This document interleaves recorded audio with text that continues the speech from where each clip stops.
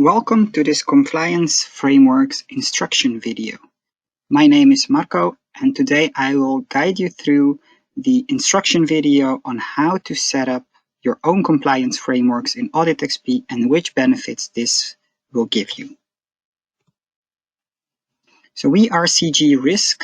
If you didn't hear about us earlier, I would like to give you a short introduction. We are a Wolters Kluwer company, and we believe that risk can only be managed when completely understood. And in order to achieve that, we share the barrier-based risk approach, also known as the BowTie methodology. And throughout our solutions, this is represented in a primary way, I would like to say. We, of course, provide visual barrier-based software solutions, and in the 7 hexagons on the right, you can see which solutions we can offer you. Probably already heard of a couple of those. BowTieXP and BowTieServer are the more common ones. AuditXP and IncidentXP add to the functionality of those two flagship solutions. And of course, we have some additional solutions in form of BowTie plugins, BowTie Excel, but also more service-based solutions such as BowTie e-learning. Before we get into the technical details, let's just quickly discuss the compliance frameworks. So this concept is represented and related to both BowTieXP and BowTieServer. In other words, you can use it with BowTieXP only, but you also can use it combined with BowTieServer. During this video today, we will not go into full details of the entire concept. I will give you a brief overview, but if you would like to know more about this, I would like to forward you to one of our blogs, which is named How Does BowTie Help You Comply with Regulations? And if you do an internet search on that title, you will be able to find this specific blog. So please feel free to read that, because it will, of course, complement what we are discussing and looking at today. Of course, this instruction video will cover the advantages and the steps on how to create the compliance frameworks in the software.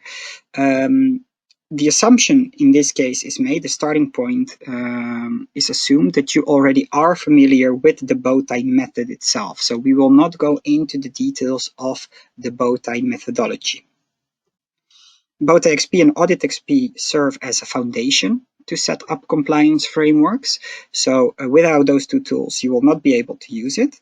However, if you have BowTieServer, you will have the possibility to use it optimally, because you will have some additional reporting functionalities in there. As, of course, this video can get outdated, it is important to mention that what I'm showing you today is performed or facilitated in version 10.2 of our software. So keep that in mind if you watch this in the far, far future. So with that being said, let's continue to the compliance framework. First, I want to explain to you the concept of compliance frameworks. Usually this relates to people who do something in their day-to-day job related to regulations and laws, and need to comply with certain regulations and laws. Within different industries, you can find many different standards or compliance regulations, and every single one of those can be translated, although with your own knowledge, of course, and subject matter expertise, into a compliance framework within our tool. So just a couple of names which would, of course, spark your inspiration on what to think of when we say compliance or compliance regulations. In order to make that step from compliance to our tools, everything what I'm going to show you is built and integrated into the barrier-centric inspections which are offered by AuditXP. So in order to be able to apply and use compliance frameworks, I want to quickly introduce you to the concept of that barrier-centric inspection, which AuditXP offers. So instead of asking questions or doing inspections based on an entire category, we do that in a scenario-based approach. So for every scenario, which we want to inspect, we will ask specific questions related to our systems or controls or barriers, however you want to call those. And when we do so, we can ask questions relating to specific categories, which will give us a better insight in their performance. So if we take a simple example of the fire extinguisher, we could ask a question related to maintenance. We could ask a question related to training. We could ask a question related to the procedures. And based on the answers which we gather, we could visualize that, but not only visualize it, we could also analyze it afterwards. So in this case, we can see that for question number 2, the training related question, we have also some negative answers. In other words, that's probably where we can look for our weak spot, and that's probably where we're going to find a way on how to improve.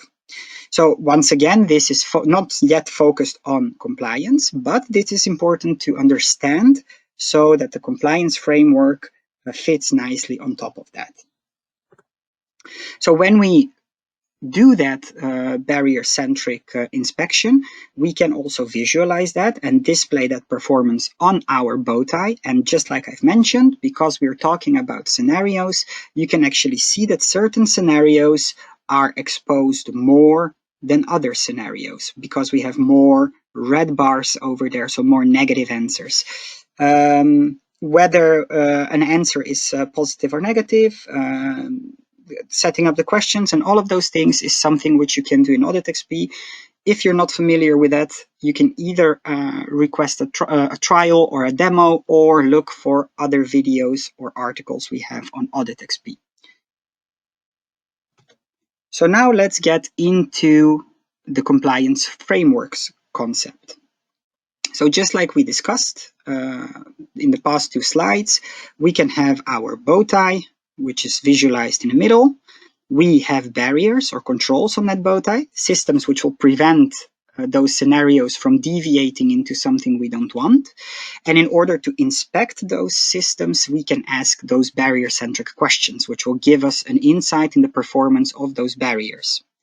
However, when we add compliance frameworks to this, we actually are measuring this performance against a set of regulations. And in order to be able to do that in a concrete way, because if we are concrete, we can also come up with very concrete solutions which are effective. Instead of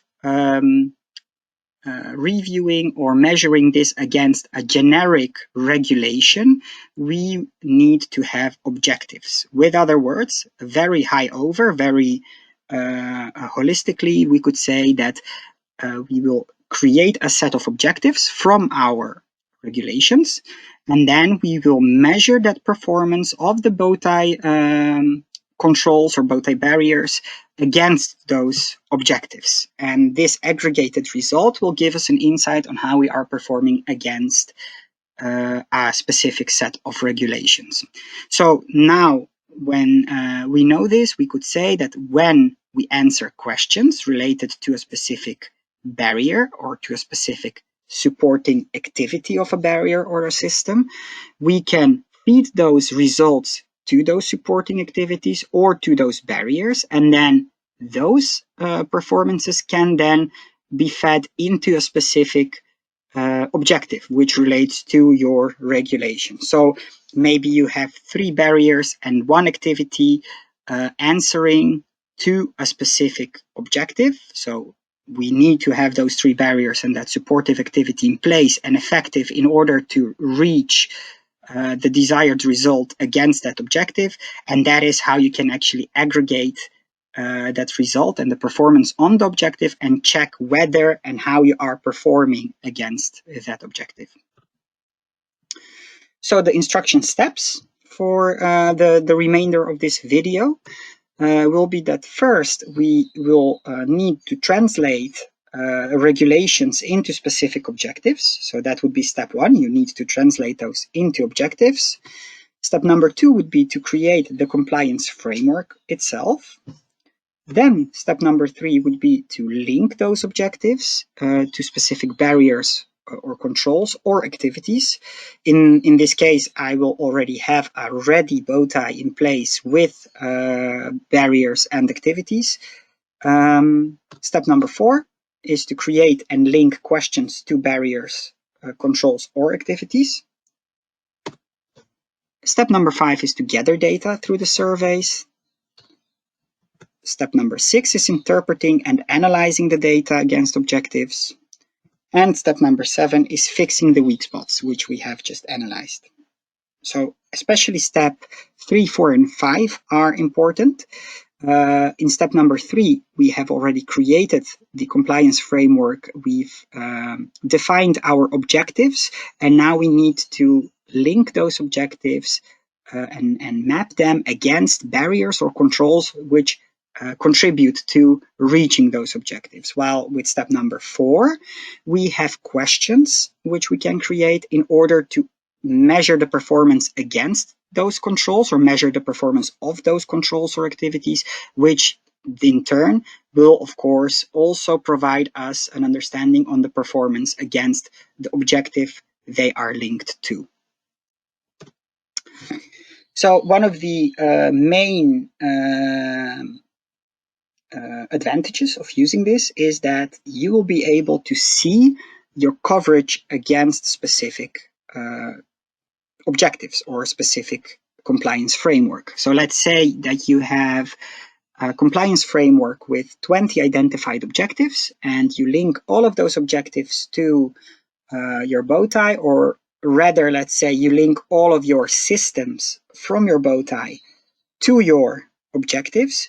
You might figure out that some of your barriers all link to one and the same objective, and in the end maybe you have a couple of objectives left which don't have any systems, any controls, any barriers, any supporting activities which would contribute to achieving that objective. With other words, we don't have anything in place in order to comply with that specific objective. So knowing what coverage you have will also tell you where you are currently exposed. So every objective which is not linked against a specific system which should contribute to that, or a specific activity which should contribute to that, will need to be reviewed, as probably we then need to implement new controls or new supporting activities in order to also be able to comply against that specific objective. Ideally, you want to have everything mapped, so you want to have full coverage, because then you know that every objective has a source of performance, and we then only need to measure that performance. And just like I've said, BowTieServer is needed to use compliance frameworks in a most optimal way. This is an example of a report which you can find in BowTieServer, and as we can see here, we see that the coverage against the objectives is not 100%. With other words, approximately 30%, maybe 40% of our objectives is linked to specific controls or activities. So that means that we need either to link more of our objectives to specific controls or activities, or if they cannot be linked to any existing ones, we need to think of new ones which can be implemented in order to comply with that specific objective. And this brings us to the step-by-step process of implementing compliance frameworks into your BowTie, so into your day-to-day business. So first step, of course, just like mentioned, is translating your regulations into objectives. This is something which the software will not do for you, simply because this is a subject matter expertise task. With other words, we cannot identify or know which regulations or which parts of the regulations are more important within your industry, within your day-to-day business. So as a compliance officer, or as a person who is working with compliance or regulations on a day-to-day basis or a more frequent basis, it will be easier for you if you can translate a set of regulations into specific objectives. And in order to help you with that, we just give you a couple of examples which you can see on the screen. So for example, from the ICAO Annex 14, we would have this specific objective set. So sufficient entrance and exit taxiways for a runway shall be provided to expedite the movement of aeroplanes to and from the runway, and provision of rapid exit taxiways considered when traffic volumes are high. So for somebody who is in aviation, this will be very familiar. For people who are not in that industry, this might still be a little bit vague, but imagine that if you are in your own industry and you have your own set of regulations, you should be able to extract very specific goals which you want to reach or achieve, or against which you are measured. And that's pretty much where you want to prove your decent performance against. So that's step number one. I will have some examples during the remainder of the video, so don't worry about that. So then we can go to step number two. And step number two is creating the compliance framework itself in the software. So when we want to create the compliance framework, we of course need to open BowTieXP with AuditXP activated as well. As you can see on the right side in the diagram view, I am expanding and collapsing the bowtie. I will just use an example healthcare bowtie, and we will focus on the first threat, which is wrong patient, and the first couple of barriers which are there. So I will build an example against those. So on the left, if you have AuditXP activated as well, you will see the compliance framework container, compliance frameworks container. You can right click on it, add a new compliance framework, and then you can add either the code and the name or only the name. So in this case, we will add the code and the name, and we will just call it, for the example, for the demo purposes, healthcare compliance framework. After you click on OK, you will see that this container now has appeared underneath the compliance frameworks container. And when you expand it, you will be able to see the maturity levels and the objectives, which are currently both empty. So what we want to do first is we want to create a set of maturity levels. You can right click on that container, and just like with creating the compliance framework, you can now provide a code and a name. And if you want, you can also provide a color. The maturity levels self are not automated. They are there in order to help you do your analysis later. So let's say that after you link your compliance frameworks and you find out that you are performing below a certain expectation on a specific or against a specific objective, knowing that this objective maybe is not implemented yet, or maybe that it's currently in the initiation phase, might help you understand why that is the case. So as you can see in this example, I now have created a set of 5 different maturity levels, which I can link and use, and I can link them against my objectives. And now the second step is to create the objectives themselves. So here I will just use some examples I already have written down for myself. So in this case, I will give a code, and I will give a name to this objective. So this one is patients are identified using 2 patient identifiers, not including the use of the patient's room number or location. Very specific, and now we can know what we need to perform against. We can of course identify the maturity level, so at which stage is this objective currently. So we can create a new objective, of course. We can delete this objective. We can edit this objective. So if you create a new objective on the existing objective, it will be a child. It will be a sub-objective. So you can have your hierarchy of objectives available in the objectives structure. So now we will create a second objective. Patients are identified before providing treatment. Of course, it's a little bit longer. Once again, we will provide a maturity level. In this case, we won't, but we can revise that. So we will just click OK. And after we've created a bunch more of objectives, you would be able to see that now we have 6 objectives available in our objective container. So we can double click on an objective and then change the maturity phase. So you can see that for those 2, I already did that. And then after we've done that, we are ready to continue to the next step. But before we do so, it is important to understand what the added value of this is. And if you have those concrete objectives, it will allow you to better measure how you are performing. And because of that, it will be easier to identify what you need to do. So if we know that an objective is very concrete, probably what we need to do in order to comply with that objective is also very concrete. Because of that, our controls might need to be improved or redefined. So we will add in terms of quality. But also when we ask questions, we can make those questions more concrete, and therefore the results we get from those questions will also be more concrete. So no vague or generic answers which might not tell us a lot. So that is the added value of having very concrete objectives in our system. So step number 3 in this case would be to link those objectives to the related barriers or controls.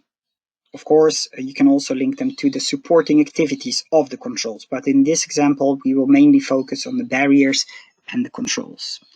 And in order to do that, you can also see in this visual that a specific objective on the left side, you can easily link it. I will show you the ways how, but it is, of course, important to link it to a part of our management system, which often is represented as an activity or as a barrier within our BowTie. And doing that is actually setting up that coverage levels, which we discussed earlier. So how are we going to link the objectives? Once again, we have the objectives on the left. We have our BowTie on the right. And there are multiple ways of linking those objectives to our BowTie, or to our barriers in this case. So I can double click on a barrier, or I can use the small pencil icon. Then once the added barrier pop-up is opened, I can go into the objectives and I can select an objective and then use the arrow to the right to actually assign it to this specific barrier. So this would be the first possible way of linking an objective to a barrier. The second way, or actually it is still the same way, would be to once again open it and link it. So this is exactly the same thing which we did for the first 2.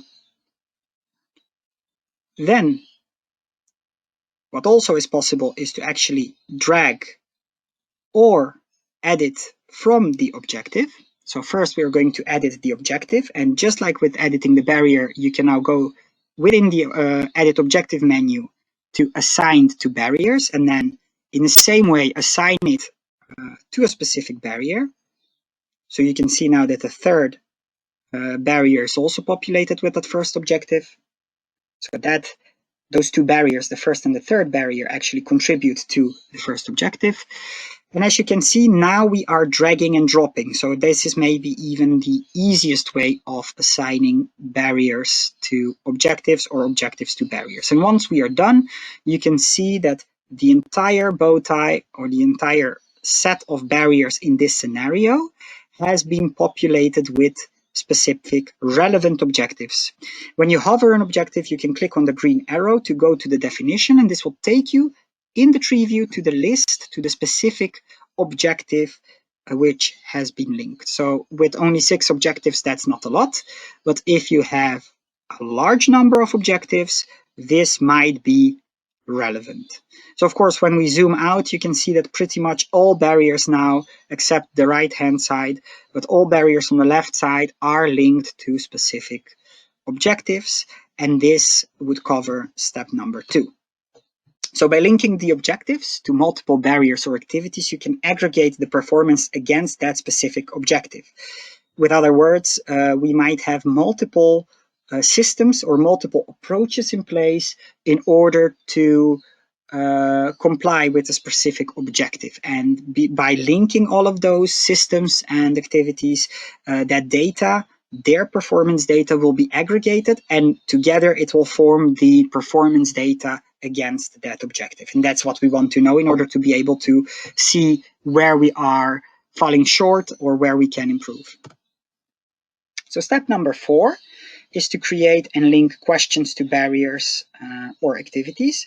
So maybe you already have AuditXP, and maybe you are already using AuditXP. So maybe you already have bow ties with linked questions. In that case, you don't need to do this. But in this demo example, we will create a couple questions and an audit in order to be able to gather that data and, of course, measure it against the objectives. So how would we do that? We can see our compliance frameworks container, which now has those maturity levels and objectives. That's not what we're going to use. We're going to go to the audits container. There we are going to create a new audit. Let's just give it a name. So in this case, we will call it the healthcare audit, and we will click OK. In this case, you will see that this container has been created and both questions and surveys are available. And what we are going to do first is create a couple of questions. So we will have a code and a name. So healthcare question 1. Let's start with that. Of course, I already prepared a couple of questions as examples. So does the surgeon check the diagnosis together with the patient? Or does the surgeon check the patient's identity together with the patient? Of course, it's a more elaborate question, but just as an example,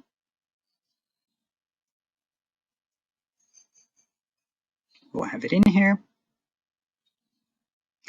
And after we have created the question, we can also have an ordinal answer value list. So we can say yes and no. Positive answers appear first in ordinal list is checked. So that means that yes is considered positive, no is considered negative.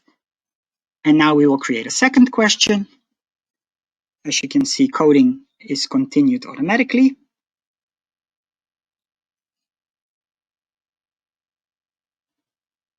We will enter the second question. The answers are also kept as in the last question, but you can change that. As it is an ordinal list, you don't need to only have yes and no. You can have multiple answers available, with, in this case, the top answer being most positive and the bottom answer being most negative. So now we have 2 questions.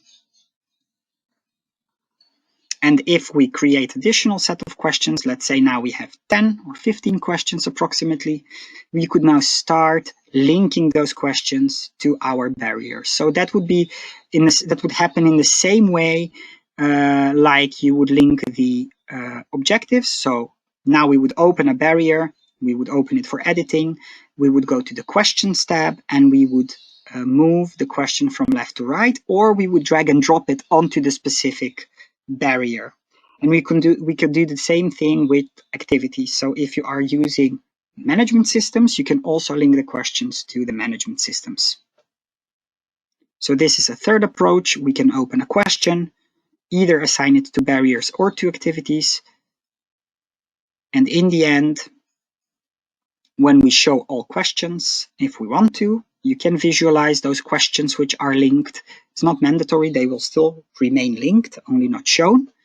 But as you can see, we have linked those questions to the barriers. So now when we perform a specific survey, when we ask those questions, the results will aggregate against that barrier, and indirectly they will also aggregate against the objective of that barrier. So that would also happen for every other barrier and activity which has answers related to them, and then this would all aggregate on its parent objective. So as you can see, it's quite easy to create and link the questions. And the more specific your questions are, the more easy it will become to find the weak spots and understand how you can improve your organization's performance against that set of objectives. So next step is to gather the data throughout the surveys which we can distribute to the users. So when we want to do so, we can now, instead of creating additional questions, they are now in place, we can now start creating a survey. And a survey is pretty much a subset of the questions which we have created within our audit. So we can now right-click on the surveys container, add a new survey, provide a code and a name.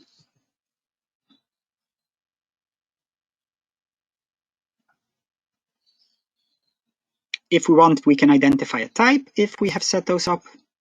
And then we can go to the questions tab, and over there we can now assign a specific set of questions which might be relevant for this survey. So if you want to target a specific audience, you can include more or less questions which relate to them.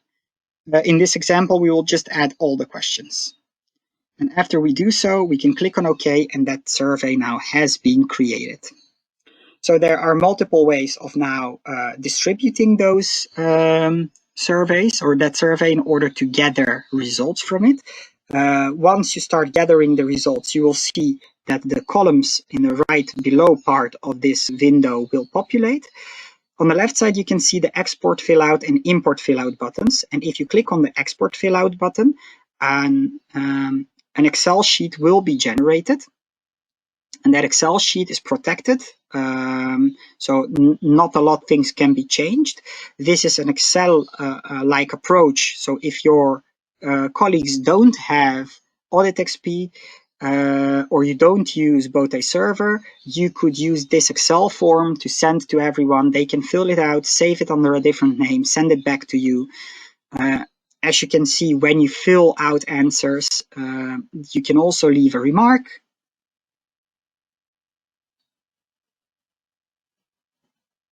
So as you can see, we now have populated all the questions. We can provide our name and the organizational unit if relevant, and we can then save it.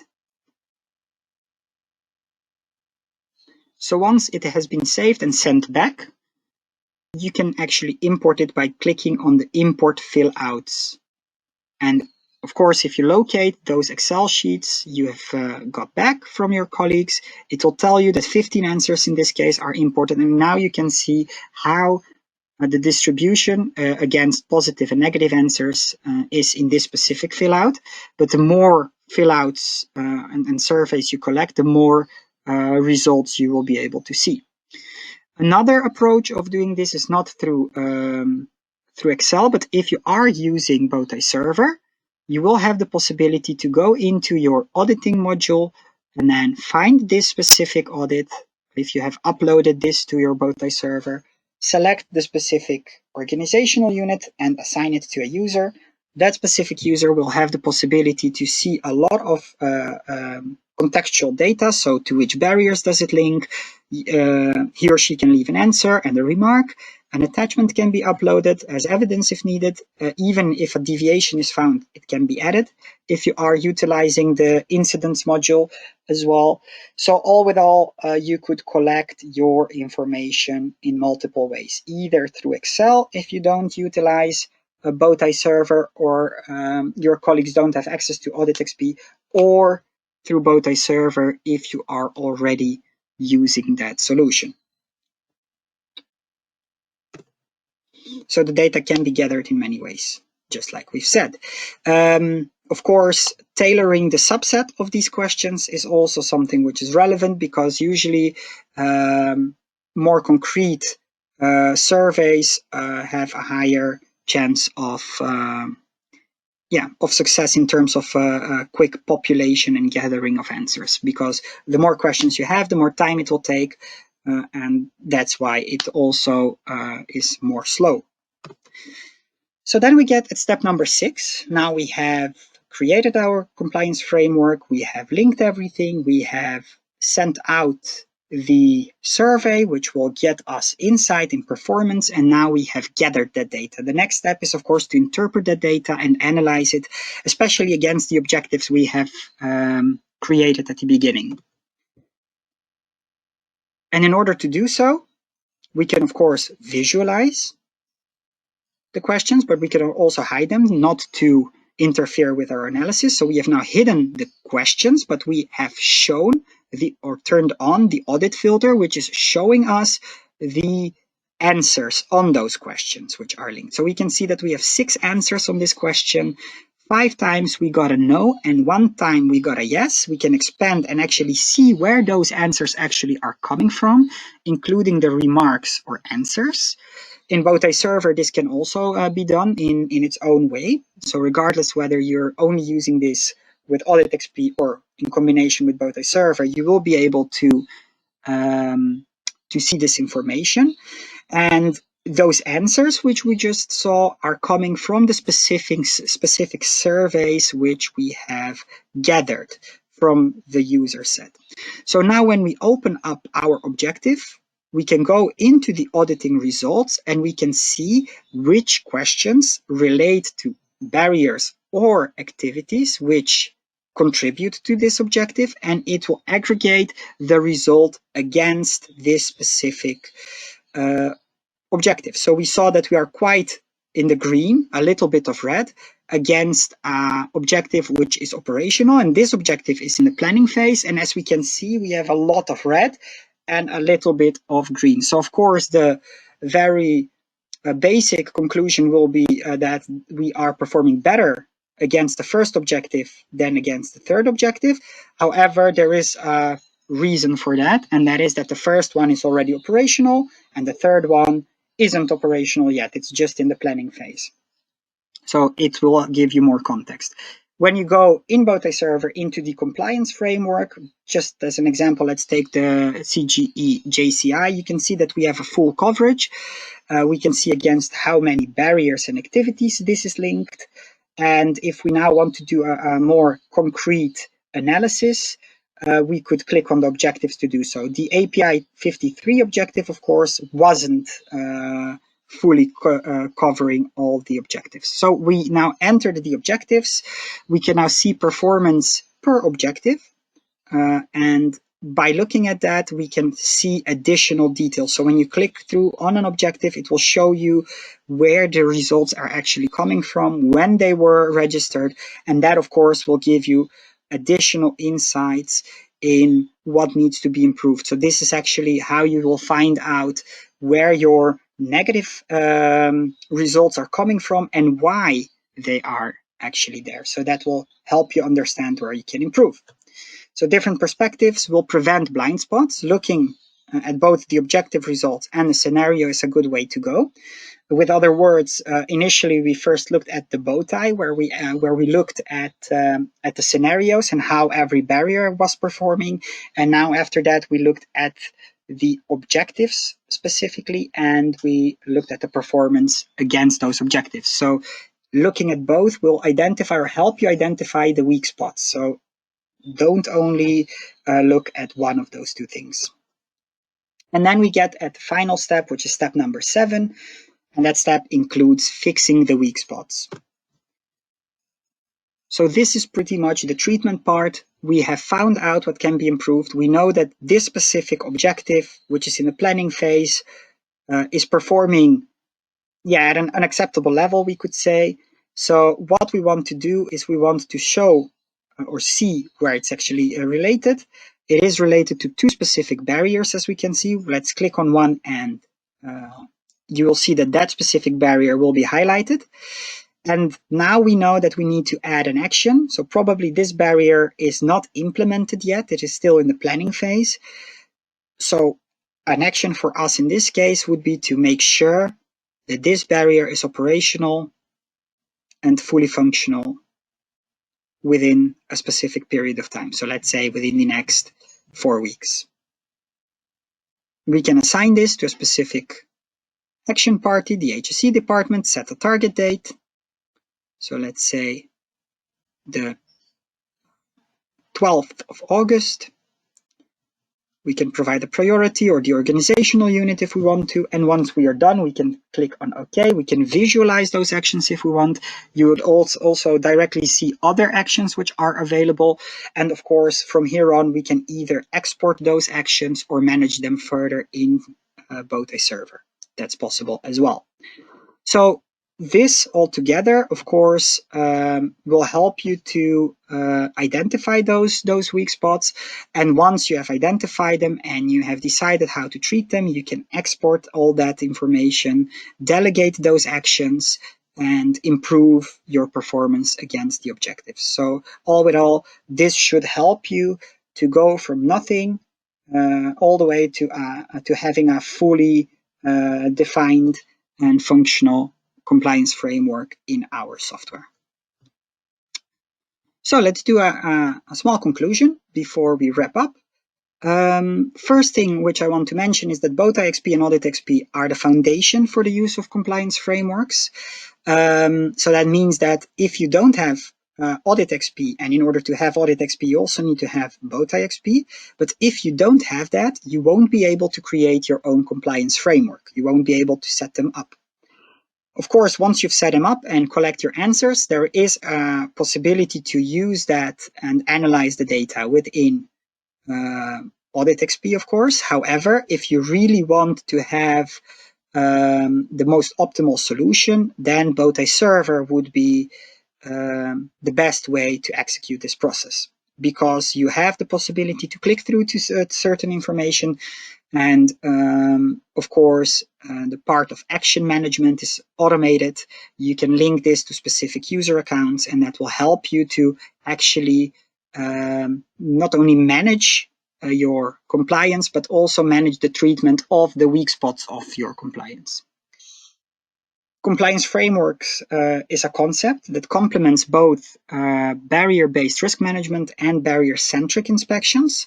The important thing to take from that is that even though it is useful on its own, it can be very useful also for other parties, because if your colleague is only looking to scenarios and the scenario-based approach, and you only look to your compliance framework and the compliance-based approach, you might be missing out on something. So looking at a different perspective will help you, and both this concept as well as our software is created in a way that it integrates into different approaches, and that will actually complement you and have you build a more robust and strong way of managing your risks.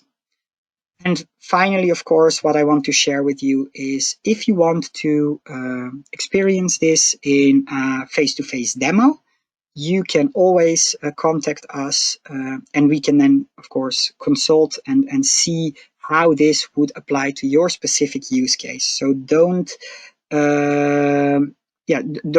be bothered to contact us. Just reach out, and we will help you and look together with you how you can improve. With that being said, I want to thank you very much. You can always learn more by going to our website, www.cgrisk.com. With that, I want to thank you once again for your time, and I wish you a very pleasant day.